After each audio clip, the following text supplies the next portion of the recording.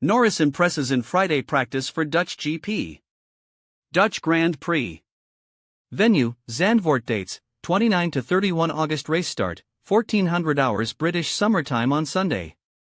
Coverage, live commentary on BBC Radio 5 Sports Extra, live text updates on BBC Sport website and app.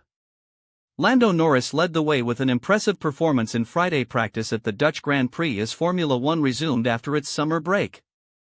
The Briton was fastest in both practice sessions, from McLaren teammate Oscar Piastri in the first and Aston Martin's Fernando Alonso in the second. Norris was just 0.087 seconds faster than Alonso in the second session and led Piastri by 0.292 seconds in the first. Piastri, who leads Norris in the championship by 9 points with 10 races to go, was third in the second session, 0.089 seconds off the Briton's pace. Lewis Hamilton had 2 spins in the Ferrari, 1 in each session, but ended the day 6th fastest, 0.096 seconds and 2 places ahead of teammate Charles Leclerc.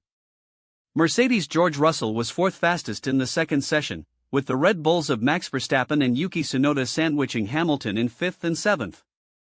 Alonso's teammate Lance Stroll had a heavy crash early in the second session, locking a brake on the entry to the heavily banked Hugenholtz hairpin and smashing into the barriers, destroying the right-hand side of his car. Stroll had underlined Aston Martin's pace with 3rd fastest time in the first session, just ahead of Alonso. Alex Albon was another to crash in the second session in the Williams, going straight on at the first corner, Tarzan, and breaking his front wing against the barriers. Mercedes driver Kimi Antonelli crashed in the first session, running off track at turn 9 and ended the second session 12th. Briatore casts doubt on Colapinto's future.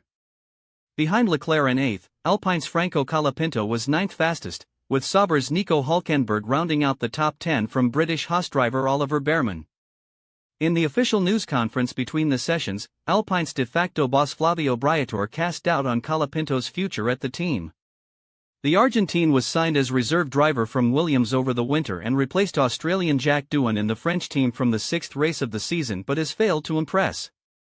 Asked what he needed to see from Colapinto for him to retain his seat, Briatore said, "I see everything already. I don't need to see anything anymore. It's difficult. For this driver, it's very difficult to cope with this car. These cars are very, very heavy, very quick. And for a young driver to put in Formula One, maybe it was not the timing to have Franco in Formula One. Maybe he needs another year or 2 to be part of Formula One. And I know that, in the end, what is important is the result. He tries very hard. He tries very hard with the engineers to please them in everything, but it's not what I expect from Colapinto.